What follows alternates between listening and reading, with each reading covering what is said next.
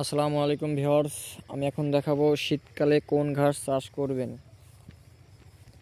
শীতকালে সাধারণত ঘাস দ্রুত বৃদ্ধি পায় কম, তাই আমরা সকলে এই হাইব্রিড যারা ঘাসটি চাষ করলে শীতকালে অনেক লম্বা হয়। দেখেন প্রায় 6 থেকে 7 ফিট আমার ঘাসটা লম্বা হয়েছে। শীতকালীন ঘাস হিসেবে আমরা এই ঘাসটি চাষ করলে দ্রুত লম্বা হবে এবং অনেক ভালো ফলনশীল এই ঘাসটি। এটা এটা হলো লাগানো হয়েছে নতুন।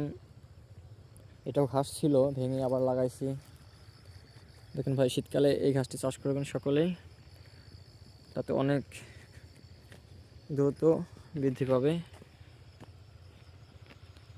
তাছাড়া অন্যান্য যে নেপিয়ার ঘাসটা আছে, এটা শীতকালে লম্বা হতে চায় না। তাই আপনারা সবাই এই ঘাসটি চাষ করবেন শীতকালীন ঘাস হিসেবে। অনেক দ্রুত বৃদ্ধি পায় ঘাসটি।